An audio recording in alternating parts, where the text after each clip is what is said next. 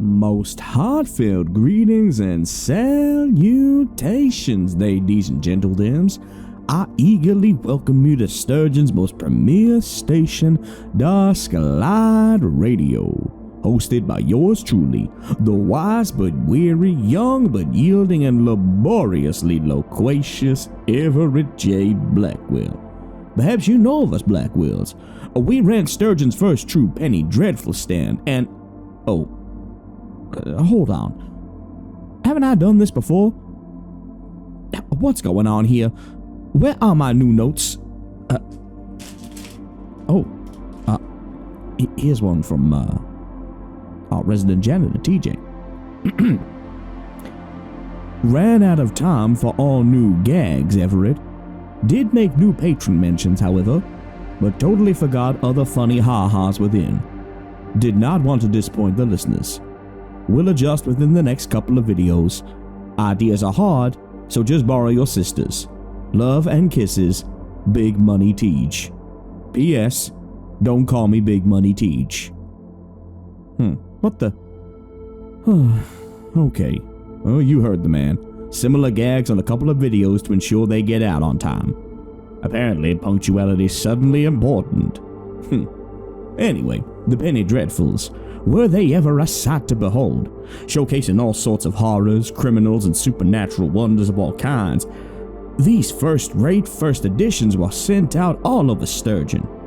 I vividly remember seeing many of our own Blackwell family members featured as cover art a time or two. Jackal suddenly had a few features before he made us sign an NDA about his criminal undertakings, citing that it was much harder to commit a murder when everyone knew exactly how he did it.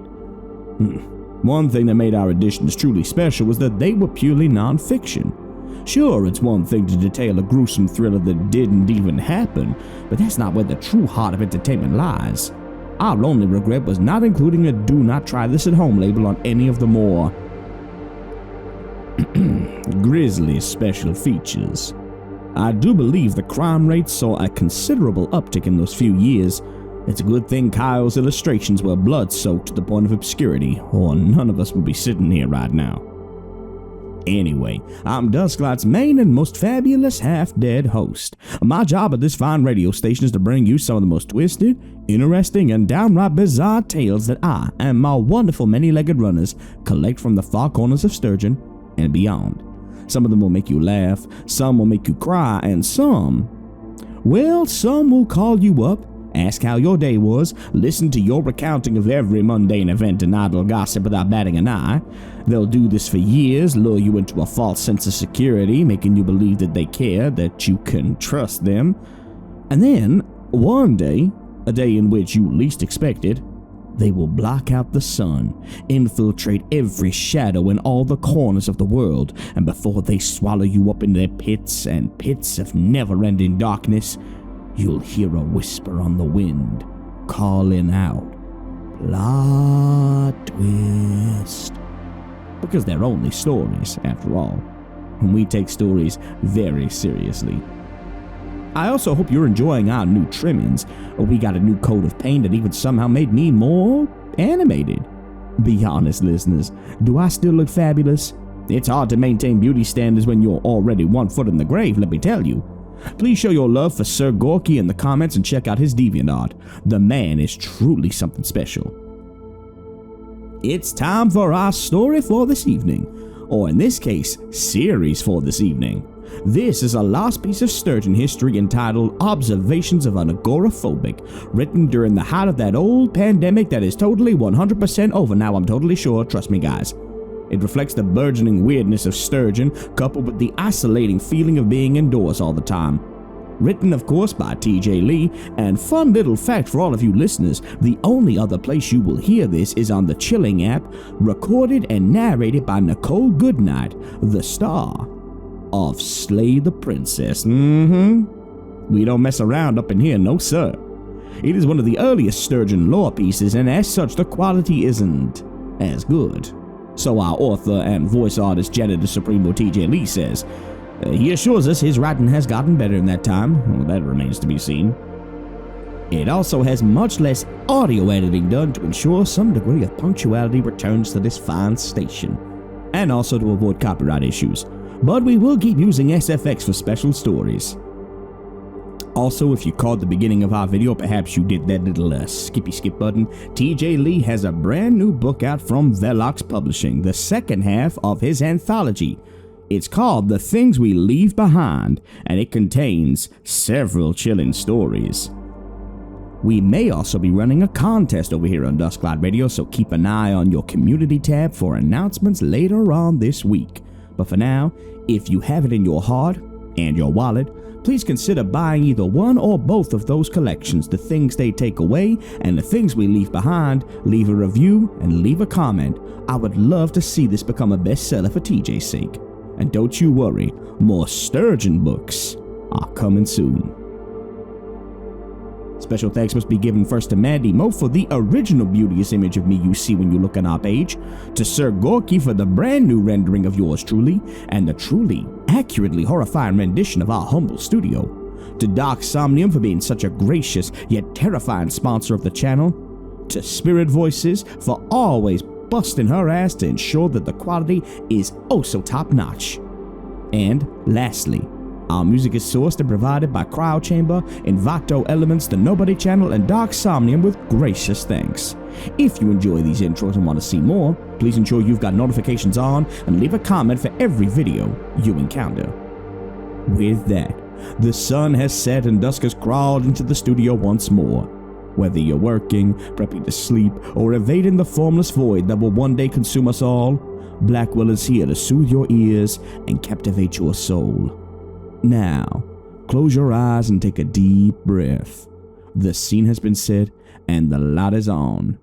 It's time to walk towards it. Rubicon Apartments, the apartment complex that journeys with you. That was and still is the slogan my real estate agency runs with whenever you call them up for any issues. Usually spoken in an irritating and saccharine tone you expect when making dreaded insurance premium payments, or ordering at Chipotle at 2 a.m. They weren't wrong, though. Since I moved in here half a decade ago, seeing so many folks come, go, and lurk the halls with their various stories, it's very apparent that their journeys do indeed run parallel with the apartment. It shifts, grows, and changes to adapt to its new inhabitants. If someone with a gothic sensibility moves in, you feel a darker vibe in their hallway, corvids congregating outside their windows, and the sense that you have absolutely got to go and listen to The Cure when you get in. You know, stuff like that. Hell, the night I moved in, I was lucky enough to see a beautiful comet fly past us at such a close proximity. It brought a beautiful color with it that I swear is still in the sky even now. But with the lockdown in place across the world, and of course in my area, now felt as good a time as any to tell you of some of the stories I've compiled over my time living in here, some of which run the spectrum of mild to batshit insane, but I assure you, they're all true. My name is Cassidy Lyshell, but you can call me Cass for short. I run an online manuscript editing service, and I've become pretty adept at it. It allows me to pay the bills and live in relative comfort, surrounded by the exotic pets I've compiled over time. My green sea turtle, His Excellency Walter Huffington IV, or Walter for short. My council of old world and new world spiders I routinely seek advice from on tough days. And last, but in no way least, my chameleon Gus, who usually sits in my shirt pocket. He likes it there the best. When I'm not fielding manuscript requests in my study or meditation room, I love to tend to my carnivorous plants, watch the moon sing as it dances in the sky, or talk to my neighbors. It's the latter that brings me to all of you. I should probably get it out of the way now, but if the title didn't tip you off to the obvious, yeah, I'm an agoraphobic and I can't leave my apartment block. Sometimes, not even my house. Emphasis on can't. Used to be able to go into public spaces, but now the fear is too strong, and some days I can't even go into my hallways. No, it doesn't mean I'll crumble if I step out of my doorstep. Maybe I'll elaborate another time on it, but for the story I want to tell, it's not relevant. Let's start with the usual occurrences, shall we? Every morning at 11 minutes past 11, right as a pelican lands on the balcony of apartment 21 above me, I'll awaken to hear the sounds of frustrated chanting and a thick Italian voice belting out Nessun Dorma by Pavarotti with a large orchestra behind him. When he hits the high note and holds it, impressively, I might add, there's a flash of light that blacks out the sky for a moment before he sneezes, apologizes, and declares, "The song has been sung, the day has now begun," and punching the pelican to signify its unwanted presence. The kicker? There's nobody in that room. I've checked with management when I phoned in a noise complaint after a particularly loud incident early on, citing a psychotic break or just some dickish behavior on the neighbor's part. But no. The room has a severe mold issue, and the renovations are marred in legal issues with the landlord, so it's simply been quarantined. Makes me wonder what the fuck is there, because I'll occasionally hear soft weeping, Latin scripture, or someone calling out frantically for Virgil before the pelican returns, and it falls deathly silent. Then there are the garbage men. They turn up every third Wednesday in the dead of night to take out our trash, but I have never seen anyone step in or out of their truck. Hell, I've never even seen the truck. I just hear the sound effects and the crumpling of garbage before they scurry off in the night. Thankful I'm a night owl who isn't disturbed by the noises. And I've tried to see them, honest to God I have. I snuck into my hallway and kept the motion sensors off. Phone light as my torch like some shitty level in Resident Evil. But I could only see large shapes as I rounded the corner overlooking our dumpster area at the back of Rubicon's building. Now, you might think this is just the product of an overactive imagination by an agoraphobic millennial, right? Well, I'd agree with you and ask you how you knew my age bracket, but it was their conversations that caught my suspicions. See, my apartment is located on a far corner, third of 6 floors, and is positioned very well to hear most folks with open windows or the streets below. So, after a few months of curiosity, wondering why the smell was always of phosphorus and not sweet rot, I went to do some inspecting, or snooping, in my makeshift garden. It's an enclosed conservatory converted from an extended balcony, but it has large bay windows if I need fresh air and for my plants to pollinate and eat. I craned my neck out one cold morning and heard their conversation that I'd only heard through muffles before. "Alright, Bob, this is our last stop. You ready?" "That's what I ask my wife every night." They both laugh before I hear some hauling, slamming, and crunching sounds and the roar of an engine as it takes off, and they continue into the night. Seems normal, right? Well, I tried this again the following month, the one after that, and even the third after that as we got into the spring. It was the same conversation. The timing exact and down to the same awkward exchange and laugh. I could have blasted a pre-recorded laugh track from my phone the moment the joke landed, but the spiders said I'd get caught if that happened, and they didn't want to see me turn into fly meat, as they put it. I told them that was a weird analogy, and my Arizona blonde, Madam Rumble, just kicked hairs at me. Bitch. I tried one last time in May, monitoring the weather app for sunrise as it inched closer and closer to the usual pickup time. Knowing this was my last chance for at least 4 months, I remained vigilant. In the hour leading up, Gus popped out of my pocket and ran down my arm, clinging to my wrist as his eyes darted around for food. He swayed in the gentle breeze as he ate a stray fly, his green hue slowly changing to a gentle blue. "You know, in the realms of this garden, you really are my own garbage man, Gus," I said, stroking his back softly. He was a very clingy chameleon, and I always felt less alone with him around. There was a whooshing sound, and Gus's scales changed from blue to a deep red as his mouth opened and he swayed harder on my arm, tail raised and one eye up at me as the other stared out on the twilight ground. Standing where the truck usually resided were 2 middle-aged men in lederhosen, silver muskets on their backs, and a vacant stare in their eyes as they met my own. The strangest thing was the sounds the man made on the left. I could see his mouth moving, but no words coming out. Instead, it was a guttural rumbling that resembled the sound of the truck. The man on the right whispered to him, and they both nodded to the dumpster area some 10 feet away from them. Something darted from the building and into the darkness. I couldn't tell you what it was, but both men had their eyes fixed on me as it did its business. I didn't dare move, though I knew they couldn't exactly get up here some 40 feet in the air. But Gus seemed to have other ideas, and he bit me hard on my finger, forcing me to break eye contact and move away from the window. After knowing what I know now, he's clearly smarter than I am, and he deserves way more bucks. When I looked back, they'd vanished. I didn't search for the garbage men again until the festival incident. We'll get to that another time.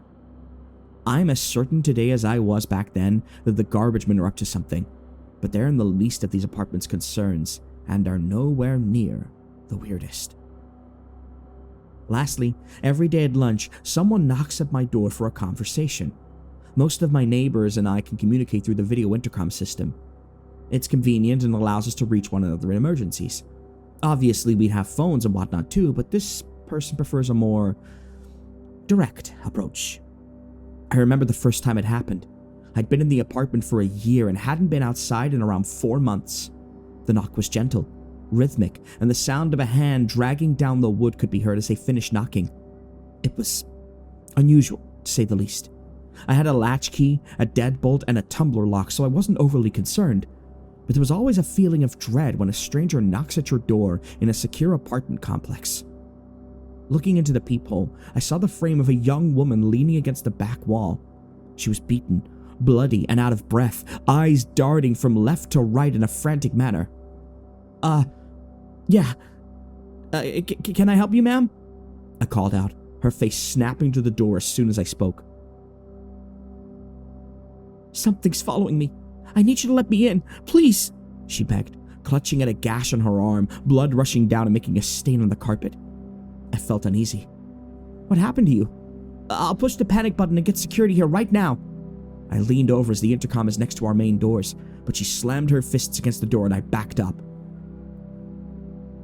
No, I just need you to let me in, she breathed, wheezing as the exertion of energy made her sway. Before I could even reply, she looked over to the far hallway and heard the elevator rising. Lift. Going up, it called out, the rising of the metal box now bringing a fresh wave of mania to this poor woman's face. Oh God, he's coming. You didn't see me, okay? Just don't look into the peephole. Don't answer at the door and do not ask him to turn around, she breathed before gripping her arm one last time and flashing me a terrified smile. Wish me luck. She darted out of view and I closed the peephole. 3rd floor. Doors opening, it chimed as a thick, earthy smell wafted under my doorframe. I held my nose and tried not to cough as something rustled and dragged itself out of the elevator and down the hall towards my door. Cassidy. Little Cassidy, it cooed, a Louisiana voice like sandpaper rubbing against the doorframe. You see my koi anywhere, girl? My little bird always keeps her eyes open. My blood ran cold. Only a few people knew that name. None of them were around anymore. I opened my mouth to speak and remembered what she told me. I stayed silent and eventually made a sound before dragging down the hallway. That was the day our ritual began. The day I met Petra. Despite the repetition, she always remembered, though I would never let her in. Some days we'd get no time at all, and others we'd get a solid half hour. When the lift began chiming to go up, she'd tell me to wish her luck, and I would sit against the door quietly for 5 minutes until her pursuer moved on. It would call me by that nickname or use a smell that reminded me of my childhood, but I did as I was instructed and never looked or replied. That is, until last week. I don't know if it was the way this time went or something about the whole ritual that just irritated me to the point of frustration, but I decided enough was enough. Petra showed up, and before she could even open her mouth, I threw open the door and held up my hand. Come on, let's get this over with, I said, beaming. But instead of looking pleased, she instead looked horrified at the prospect. You were never supposed to. What have you done, Cass? She breathed, the wound on her arm disappearing immediately and the bruises fading as she repeated, Oh no, with increased panic. They said you'd never. Lift. Going up.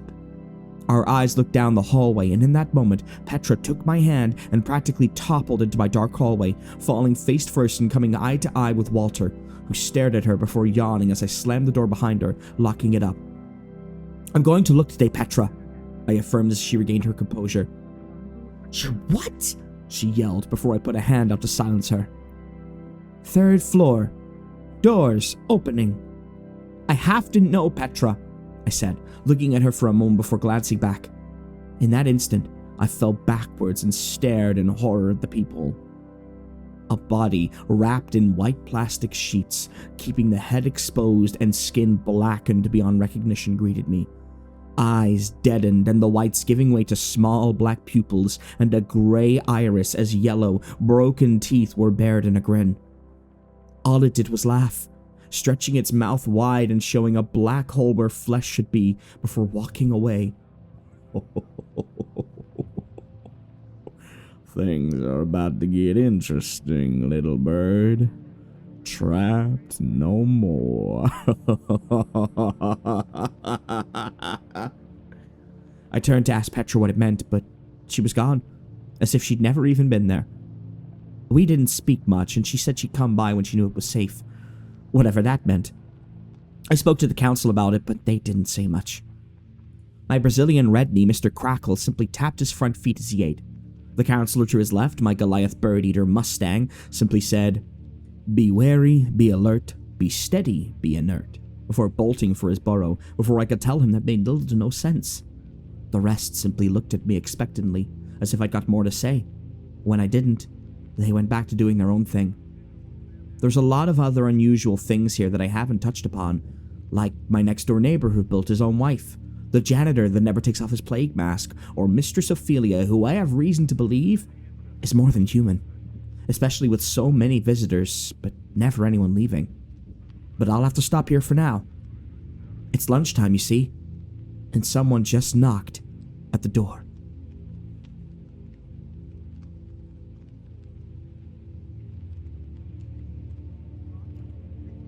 Welcome back. I'm an agoraphobic in the strangest apartment complex this side of sanity, still somehow in Sturgeon. With the lockdown going on at the time, I decided it was as good a time as any to share my stories as frequently as possible. And when I did some editing and cleaned it up, I thought I'd come back to it. So, here we are. I mentioned before that after breaking a daily ritual and opening the door to someone in need, there was a knock at the door. It was Petra. No wounds or panic on her face as she spoke to me through the door. I felt safe enough to open it again, but she shook her head. Instead, she wrote something on the wall before putting a finger to her lips and walking out of sight. All loops must eventually be broken. All things must reset. Wish me luck. I'm not sure what the hell it meant, but after my scheduled silence as the bagged wonder mocked me right on time, the writing was gone from the wall. It's already past 2 p.m. here, and Petra hasn't knocked at the door, so I'm going to assume whatever she's doing will take some time. She's smart, but I worry about her. Either way, that's not the focus of today's story. I just wanted to keep you guys informed. I wanted to tell you about some of my neighbors. I'm not sure if all of them tie into the ongoings here or are simply a byproduct, but one thing's for sure. There's plenty who know and take advantage. We use the video intercom system mostly for emergencies, in case someone falls and can't contact the ambulance, or if there's a lockdown situation like now. But even then, it's rare to have someone randomly call you out of the blue. Mistress Ophelia over in apartment 16 is one of our few residents who I speak to on a regular basis. Mainly because of her constant clients coming to her apartment at all hours. For whatever inane reason, I am the apartment they call to get through to her. I should clarify. Mistress Ophelia is a jack-of-all-trades tutor and self-proclaimed healer. Her clientele is varied, but usually sharing one unique trait that you'll all come to understand: desperation. Sometimes they'll be young women no older than 18, eager to see her and full of enthusiasm to share their souls with her. Other times they're despondent middle-aged men, haggard and looking for anyone to hear their story. Some even talking my ear off when they see me on the intercom, desperate for human contact. On more than one occasion, I've even seen children with their parents going up, the children always sickly and the parents exhausted beyond measure. They always come out at sunset and no matter the weather. One guy even arrived amid Storm Persephone and said, "I've traveled 400 miles for this woman, I'm not letting nature interfere now," while fist-sized hailstones pelted his back. Sometimes, these people leave with a renewed sense of purpose, crying that they know what to do with their lives or have regained a love for their passion. I saw a woman enter with her head draped in misery and leave with a newborn baby that was absolutely hers. One man made a point to call me again and thank me, saying he knew he didn't have long but that he was grateful for what he'd been shown. I'll normally hear the sounds of a roaring fire, lighthearted conversation with pleasant music, and the jaunty, infectious laugh of the mistress. She's as alluring as some of you may be picturing, a real-life Morticia Addams, but with a lot more tattoos and an Irish accent. I admit, I've been tempted to come up to hers before. She's even invited me for a private tutoring session and says she can help put the control back in my life that I so desperately want. But I've so far been able to decline. The thing is, not every client comes back from their scheduled appointments with our fair mistress. I've gotten quite adept at knowing which ones never to send those steps to. While they're all desperate, there's usually very particular times some clients show up that helps me know when to try in vain to turn them away. It is always a night sky, impossibly clear, Jupiter more visible than usual, so close that I can see the shifting storms under its atmosphere. There is always a second planet in equal size and 3 times the brightness appearing on the opposite side of the sky, both planets blinking periodically, the frantic nature of the client growing in unison. Then, when I inevitably fail to convince them and buzz them in, I close my curtains, put my noise-canceling headphones on, and lay on my bed with Walter resting peacefully on my chest, forever thankful he enjoys my company during the night feasts. What follows is nothing short of hearing a meat grinder in use while the meat is still conscious. Sometimes there will be light conversation, chanting. A storm will billow outside that I learned early on not to look at. A wet sloshing sound and many crunches. The mistress will always signify she's finished with an ear-piercing scream and vomiting that proceeds for far longer than any person should be able to. There'll be other voices too, distorted ones that seem elated and bordering on the pornographic as they chew, swallow, and they too begin to vomit. I looked outside during one of those instants once. I saw these 2 planets move to look at me as the surrounding stars curled into a wide smile. A purple comet flashing past as I shut my curtains and looked at Gus. The council of spiders were so angry with me that those who hadn't rushed into their burrows kicked hairs at me and shouted betrayer for a solid half hour. I had to give them a lot of superworms to make up for that. I'll admit, I've had more than one night terror when falling asleep, and a far older, more wretched version of Mistress Ophelia looming over my bed, naked and covered in sores. Her face practically ancient and the mouth almost toothless save for a few jagged remains, always locked in a sickening grimace. Her body never shifts from its position on the bed. I'm always paralyzed with fear, and her head takes its time stretching from the body, painfully, slowly moving towards me with glee. I always wake up in a cold sweat to the sound of my intercom ringing.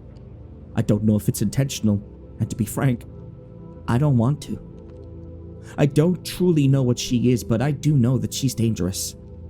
She'll sometimes call me when I'm sleeping, no matter the time of day or night, seemingly knowing I'm sleeping and looking somehow even more beautiful each time, asking me if I wanted to know the secret of being free of myself, whatever the hell that means.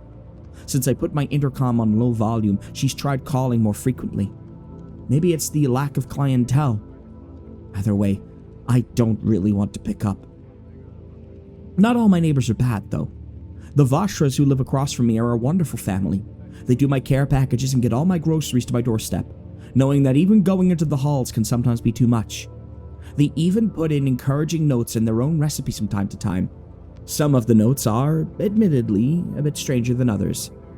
Cass, remember to always use sage. A nice cooking tip if you ask me. Cass, your turtle sees behind doors we can never unlock. Protect him. The only doors he sees behind are ones with food he's slowly but surely rushing towards. Greedy little bastard. Cass, please ask your spiders to congregate at a more sociable time. It's agitating our toes. That one is weird, but fair. Cass, when you see us next, please don't ask why we sound different. Please, just play along. I did, and they seemed fine. Just a lot more saliva than usual on my packages, and when they talked. But I'm sure they were just hungry. Either way, they're the kind of neighbors who you'd be happy to have living nearby, the ones you can always rely on. My next-door neighbor, Dr. Tanaka, however, was definitely one of those kinds of neighbors. In his late 30s, wiry black hair always jutting out in various sections like a topiary piece gone mad, thick glasses shining off of the intercom camera, and a voice so fervent and loud I can practically hear it through the walls. Until Christmas time, I'd get a call from him on the 4th of every month asking me to join his Church of the Fourth Kind. The notion of rescinding all control, letting go and allowing something more than you to take charge. Let the body go to gain a better understanding. We are but puppets for gods to play with, to assist them in their own growth. I've seen the light and taken them into me. Would you join me, Cass? You are a person of interest. They've told me as such, and I know you could benefit from their knowledge. When I'd politely decline, he'd either rant off camera for a few moments while I nonchalantly stand there like an idiot, usually petting Gus or feeding Walter until he hangs up. Sometimes, however, he'd put his wife on to persuade me. This wouldn't have been so bad if he actually had a wife, instead of a crude drawing on his hand that he put to the screen and mimicked in a shrill, unpleasant tone. It sounds funny, and to begin with, it was. I caught myself hoping he'd do it more after the first couple of encounters, but eventually, it became uncomfortable to watch him fall into the character so wholeheartedly, arguing with himself off camera as his wife shrieked obscenities at him. It was one such occasion that warranted his inclusion in my list of neighbor tales. He caught me on a busy afternoon as I was busy filling the water dishes for the council when he called. Head Old World Councillor Trejo, my Cobalt Blue, Surapagopus lividum, had somehow managed to get into an altercation with lower seat councillor Madame Rumble. Something about property damage. Either way, he'd lost a leg and she was in a fuss as she paced her enclosure, so I was heavily distracted and told Tanaka as such. Look, Doc, I'm dealing with a domestic issue over here that if I don't mediate soon will turn into a bloodbath and— Gus, don't eat that! I shrieked as Gus had begun chewing on the councillor's discarded leg. Grabbing him and coming back to the phone, I was taken aback when I saw the receiver hadn't been put down properly. This conversation between Dr. Tanaka and his wife still continuing, as if he genuinely believed she was real. It was more unsettling than most things I've witnessed here. A lonely man being berated by his own imagination. You are a failure, Suguru. Always have been. Always will be. Your ancestors are ashamed of you. I'm ashamed of you. This poor neighbor is ashamed of you. She'd shriek, the hands stretching and fingers clicking with emphasis as the balled-up fist of Dr. Tanaka shook next to it. I am trying my best, Marsha. This isn't exactly easy when I don't always have control. I do what I can with the time I have. He slammed his free fist into the wall and I felt the thump on my side. There was a pause before the hands sighed, and I swear to God the drawn-on eyes moved to me for a moment before snapping back to their original position. Then maybe we need a different approach. I think we need a consultation, it said, wearily and with a degree of malice. No, please. It's not come to that, has it? I can get them on board, I swear.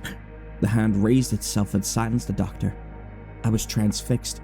This was the most surreal shit I'd ever seen. I wanted to grab some food, but I couldn't look away.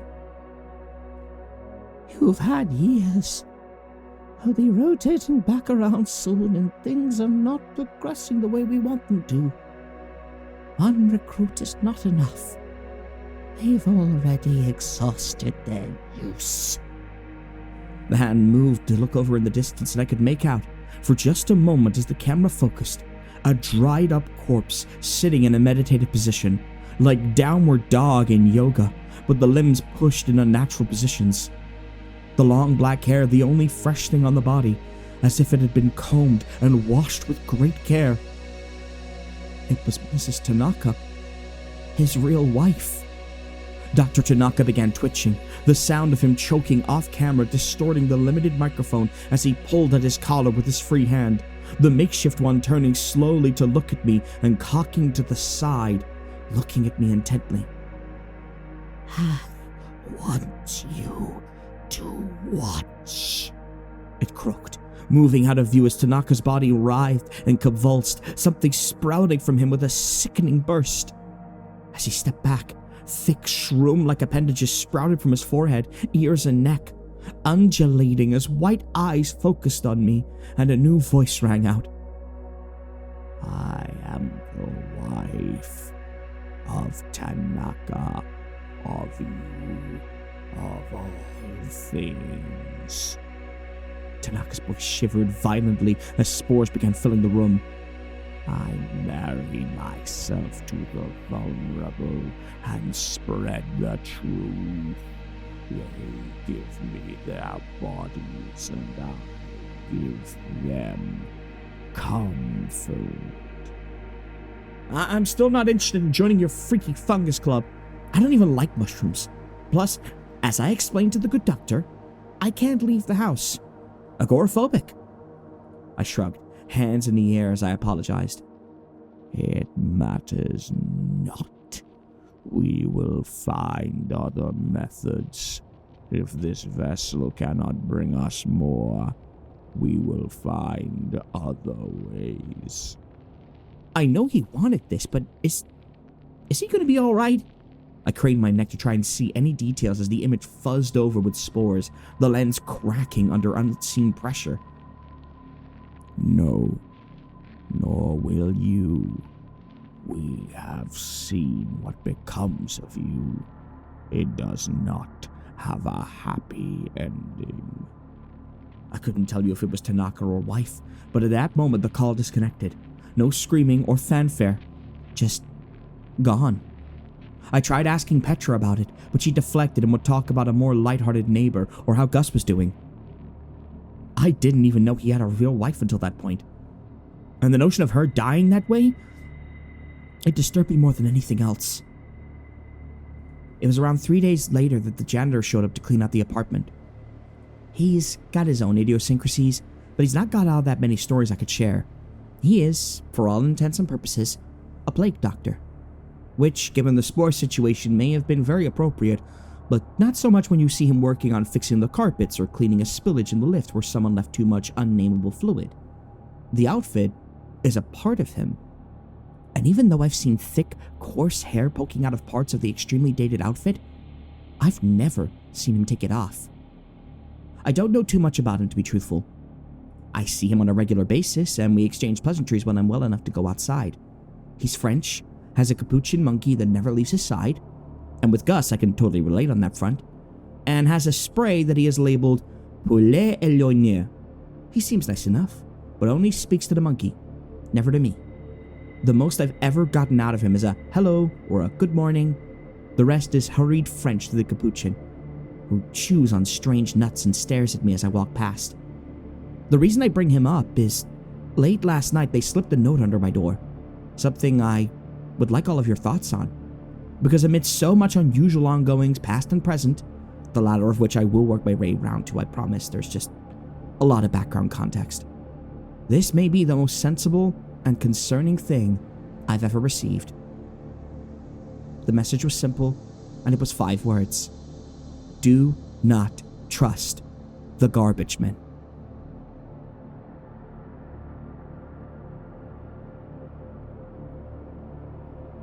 Hey, welcome back. I'm still Cass Lysel, and this is still my agoraphobic observations. This is the last one of this little set. If you want more, let me know. I'm still not quite sure what to make of the note from the janitor, but as luck would have it, garbage day is this week, so I've got time to consider how I want to approach the subject. Oh, I should probably bring up one thing that happens without any schedule or logical reasoning behind it. I didn't before because it had been a while, and it's the sort of thing I like to try and forget about. But it happened yesterday, and left me feeling exhausted, so I feel I should explain myself. There'll be times when I'm going about my day and I'll get a faint tingling in the back of my neck. It's subtle at first, it doesn't give me any grief, and I do my best to ignore it, like suppressing a sneeze. We all do that sometimes, right? Well, it sometimes goes away, and other times it grows. It turns into a burning sensation, and it steadily strips away my senses. First, my sense of taste, then smell, hearing, eyesight. Thankfully, I have time to lie down before I go blind so I don't hurt myself, but never my sense of touch. that always seems to stay. I'm left in a state of absolute absence for the longest time. I'll get flashes of sensory information that comes in waves, but I'll still remain in darkness, like I'm being prodded or poked. It's neither pleasant nor horrific, it just is. The one thing that I try my absolute best to forget, however, is when my eyesight returns in the middle of these dark spells. Because it always starts and ends the same. I can't even tell if it's a dream when it's over. There's always a pillar, marble gray and perfectly shaped, alone in the midst of the darkness. I am being pushed towards it at a great distance until I'm 50 feet away. Then I see spindly fingers wrapping around the side slowly, purposefully, as something unnameable drags its way into view. It sees me as I see it. I scream, but not a single sound comes out. When I wake up, I'm in a cold sweat, as always. Maybe that's why I'm mostly at peace with what goes on around here. Whatever those absences are, they're far more horrifying to me. I've tried asking the council if they knew anything about it. Most of them just shrugged and called it the Great Inevitability, whatever that is. My king baboon that I call King Boomy, Pelinobus muticus, looked at me carefully before saying I'd know before the wrath comes. But before I could ask what that meant, Miss Rumble kicked hairs and he scuttled away. Another thing worth noting is Professor Luda's black room. There's some kind of biologist major who repeatedly asks me, and I assume other neighbors, for skin samples. But when I offer, they say the quantity is largely insufficient, and then offers to come up and get it themselves. I've done a few chats with them over the years, and they're mostly harmless.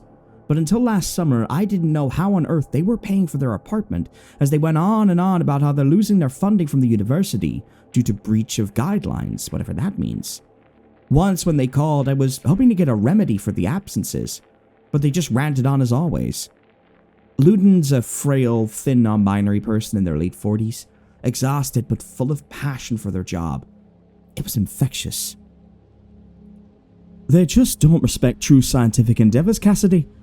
I'm trying my best to make the world a better place, but such things do not occur without sacrifices. Wouldn't you agree? Luden pushed a strand of hair out of their face, tired eyes staring a hole through me on the intercom. Well, you're partly right. You're trying, and I'm sure people do appreciate it. I sure as hell do. But the logic of some sacrifices to be made for progress is a slippery slope. You know how some folks ended up, I said, clenching my jaw to try not to state the obvious. They sighed dramatically. Oh, for heaven's sake, I'm not a monster. I just know that for this to work, for us to take things to the next step, we must solve issues with some degree of nuance and a lot of uncomfortable truths. We have a problem with overpopulation, global warming, food shortages, and now science is falling behind in these problems as well as the vaccinations. If you don't believe me now, you will soon. I'll be testing an experiment out tomorrow. Look outside at midnight and see for yourself. They hung up, a slightly uncomfortable passion ringing in their voice as they did. I tried to push it from my mind and go about my day, later hearing some college students downstairs ranting about cheap clinical trials and heading upstairs. I was a little worried, but I was sure their experiments were on the up and up. Luden's apartment is a couple of floors above mine, and I can hear them ranting about failed experiments when I'm watering or feeding my plants, though I don't think they know that part. I got on with the work I had backlogged and went outside at 5 minutes to midnight, staring out into the inky abyss, another apartment block mirroring me in the faint glow my lantern gave off. A few moments passed before a horrific black light beamed out of their apartment, illuminating innumerable figures standing in their windows in the opposite block, vacant, skinless, and staring open-mouthed at me. They were frozen in horror as Professor Luda shrieked with laughter. Oh my goodness, it works! The corpse light works! Luden was hysterical as someone beside them groaned. No. You must stay still. You'll not receive any compensation if you do not stay still. I could barely make out what was above me due to the scaling of the apartment balconies and the brightness of the light, but for a split second it looked as though they were holding a student by his shoulders and projecting the light through him. Though every figure in the apartment block was different, there seemed to be one taking shape that looked similar to him. There was a vile, pealing sound, followed by a shriek before finally a thump. And just like that, the light went off. When I tried calling Professor Luder again, they didn't pick up. I waited a while to see if they'd come back out onto the balcony or if the students left, but neither came to pass. The last thing I heard before I went to sleep was a crawling sound running down the outside walls. A soft, wet slapping sound against my windows, followed swiftly by a splattering on the ground. I didn't dare look, and I have no intention of going to my windows for a few days. While I waited for my downstairs neighbor to FaceTime and help me with the garbage bin, I decided to do some cleaning, hold a meeting with the Spider Council over territorial disputes, they like it when I mediate, while I waited for my takeout from Mr. Moloch's Steak and Bake. They did the best ribs, and I've been having a craving all day. Even seeing Gus munch down on a fly had my mouth watering. Don't judge me. Moloch's was an amazing restaurant in Sturgeon that always seemed to be quick with my order. They had an eclectic menu that wasn't too pricey, and aside from their mascot, a creepy cartoon bull with a torso of a man, a huge belly, and an even wider grin, this place was awesome. They were even respectful and understanding of my agoraphobia, and always had someone come up to deliver it to my front door, never making the prospect of unwanted contact an issue. Within 30 minutes, the fateful knock was at my door, and I started unlocking the latches when I stopped midway, realizing there was still someone stood on the other side. Confused, I peered through the peephole and felt an immediate sense of foreboding.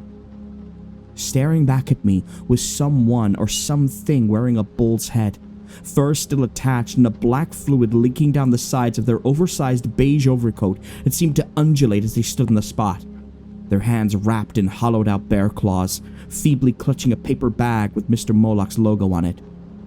"Hi, my delivery notes, they should state my requirements. You can leave the bag there," I called out, the delivery man dipping his head to look over at my order, hands shaking before looking back up at me as his whole being shook more. Slowly, mechanically, he lowered his hands and dropped it on the ground before staring for a few more moments and walking toward the elevator. I waited until I was sure I heard him enter it before snatching my food at a speed not even my spiders could match and slamming the door, the smell immediately setting me at ease. I could barely contain my excitement as I opened the bag, moving my receipt and napkins aside to demolish the succulent ribs, the smell of barbecue and well-cooked meat making my stomach growl. I bit so hard into my third rib, sauce went all over my table. "Damn it, Gus, don't touch that, it'll make your tongue fall off," I called, seeing him slowly crawling out of my pocket, freezing as I called his name, eyes shamefully looking away before crawling back in. I sighed and grabbed some napkins, spying my receipt and some crude writing across it. I didn't even notice my neighbor, the Baron, calling me as my eyes widened. My stomach contracted, and I felt every bump on my skin rise in horror. Professor Luden's corpse-like now the only thing I could think about as I rushed to the bathroom to vomit. Below the receipt cost was a disclaimer, scraped into the paper alongside small repeated "no" messages all over. Mr. Moloch's succulent meat.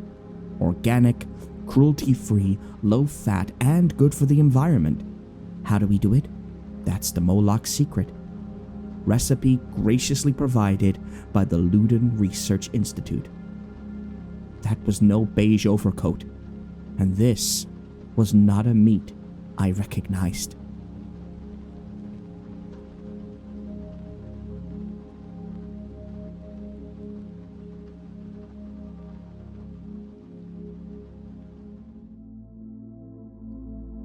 Welcome back, listeners.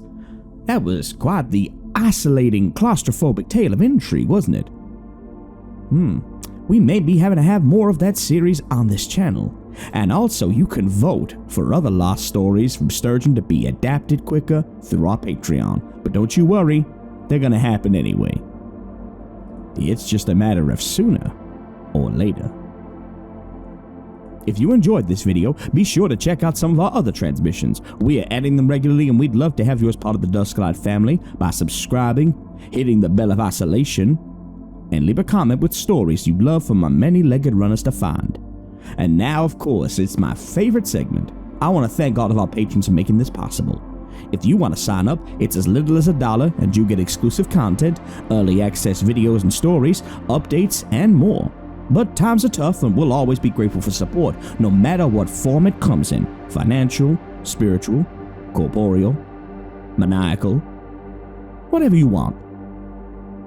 First, we want to give thanks to our Sturgeon faithfuls Haley Clark, PRDDL12, Sabrina Alexander, Jason Webb, Larry W., and newest Sturgeon to town, Casper Noren.